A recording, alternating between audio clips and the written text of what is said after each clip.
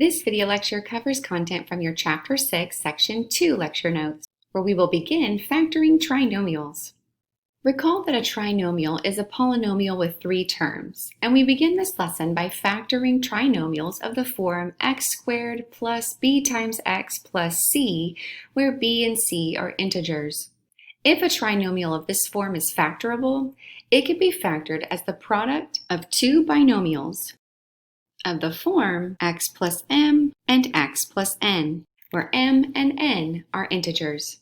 Let's begin by factoring x squared plus 13x plus 36. That is, we're looking for m and n, so that x plus m times x plus n is equal to x squared plus 13x plus 36. Before we begin factoring, let's take a look at a couple of relationships.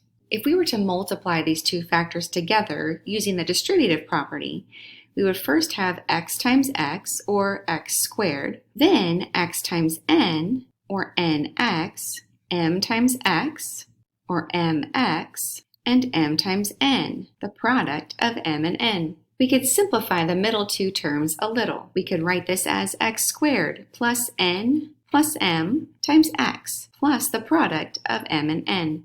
This necessarily means that the product of m and n needs to equal 36, and the sum of n and m needs to equal 13. So now we'll focus our attention on finding two integers whose product is equal to 36 and whose sum is equal to 13. Let's look at all of our options for two integers that multiply to 36. We could have 1 times 36, 2 times 18, 3 times 12, or 4 times 9. Notice that if we add these factors together instead of multiply, we see that the two integers 4 and 9 add to 13. Those are our candidates for m and n. Substituting, we have x plus 9 and x plus 4. Let's do a quick double check. Distributing, we have x times x and x times 4 for the two terms x squared and 4x. Next, we have 9 times x and 9 times 4, giving us the two terms 9x and 36. Combining like terms in the middle, we have x squared plus 13x plus 36. That means the two factors that we found, x plus 9 and x plus 4, work, and we've successfully factored this trinomial. Let's take a look at the next example. We're again looking for m and n so that we can factor this trinomial as x plus m times x plus n. This time our value for c is 13, so m and n need to have a product of 13. Our b this time is negative 14, so m and n need to have a sum of negative 14. Notice that if m and n need to have a positive product but a negative sum, they must both be negative. We only have one option for two negative integers that multiply to 13. That's negative 1 and negative 13. Notice that negative 1 plus negative 13 is in fact negative 14. So this means that we can factor this trinomial as x minus 1 times x minus 13. Let's take a look at another example. Looking at x squared plus 3x minus 54, we first notice that our c is negative 54. In order to have two integers, m and n, with a product of negative 54, we necessarily need one of them to be positive and one of them to be negative.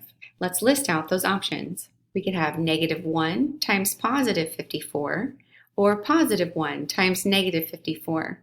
Negative 2 times positive 27, or positive 2 times negative 27. Negative 3 times positive 18, or positive 3 times negative 18.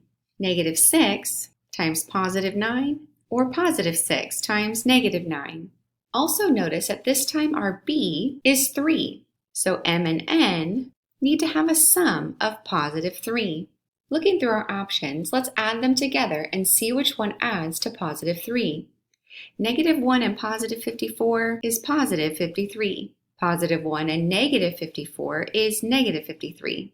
Negative 2 and positive 27 is positive 25, while positive 2 and negative 27 have a sum of negative 25.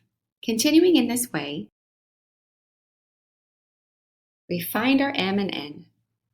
Negative 6 and positive 9 have a product of negative 54 and a sum of positive 3. That means that this trinomial factors as x minus 6 times x plus 9. Now let's take a look at x squared minus x minus 56. We'll start by looking at all options for integers that multiply to negative 56, which is our c coefficient in this case. Again, with a negative product, we need one factor to be positive while the other is negative. Let's list out our options.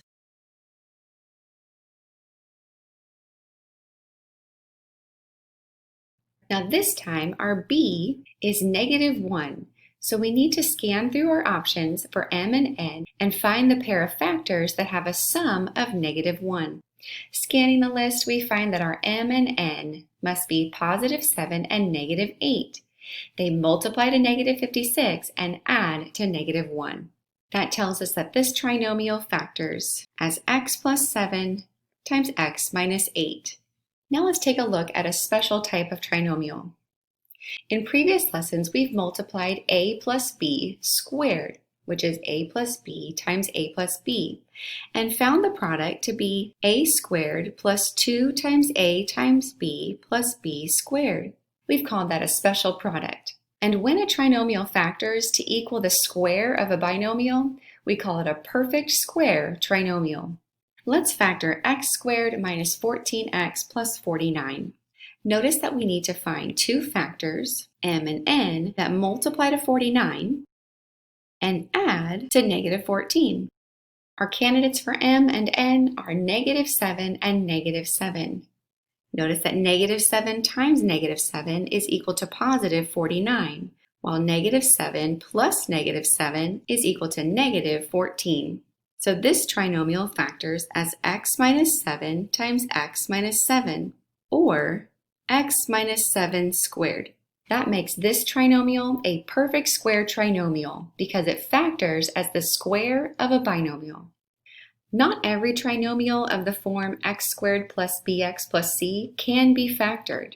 There may not be a pair of integers m and n that have a product of c and a sum of b. In this case, we say that the trinomial cannot be factored. It is instead called prime. Let's take a look at x squared minus 3x plus 70. With a c term of positive 70, we're looking for two integers, m and n, that have a product of positive 70. And with a b term of negative 3, we need our same two integers to have a sum of negative 3. Notice that since we have a positive product, m and n must either both be positive or both be negative. But we also need a sum that is negative, so we need at least one of them to be negative. Let's try all of our options where m and n are both negative. We could have negative 1 times negative 70, but those have a sum of negative 71. We could have the product negative 2 times negative 35, but those have a sum of negative 37. We could have negative 5 times negative 14, and those two integers add to negative 19. Our last option is negative 7 times negative 10, but negative 7 plus negative 10 is negative 17. Since we don't have integers with a product of c, 70, and a sum of b, negative 3, we say that this trinomial cannot be factored. It is prime. We're going to continue factoring trinomials, but now we're going to look at trinomials with an ax squared where a is not 1. We will first look for a greatest common factor. Then we'll try to factor the remaining polynomial. Let's take a look at 6x squared plus 18x minus 60. Looking at these three terms, we find that we have a greatest common factor of positive 6. Factoring out that positive 6 leaves us with x squared plus 3x minus 10. And we'll focus our attention on the remaining trinomial to see if we can factor it. We're looking for two integers, m and n, with a product of negative 10 and a sum of positive 3. Since we need a negative product, we will need one integer to be positive and the other to be negative. So our options are negative 1 and positive 10, or positive 1 and negative 10, negative 2 and positive 5, or positive 2 and negative 5. Since negative 2 plus 5 is equal to positive 3, Those are the integers we want. We now know that this remaining trinomial factors as x minus 2 times x plus 5. Let's take a look at another example. Here we have negative x squared plus 14x minus 48. Since our leading coefficient is negative 1, we will factor out a negative 1, and we'll figure out the remaining trinomial. Negative 1 times x squared is negative x squared. Negative 1 times negative 14x is positive 14x, and negative 1 times positive 48 is negative 48. Now let's try to factor this remaining polynomial. We need two integers with a product of positive 48 and a sum of negative 14. Since our two integers must have a positive product and a negative sum, they necessarily need to both be negative, which will narrow down our options. Let's list out our options for two negative integers that multiply to 48.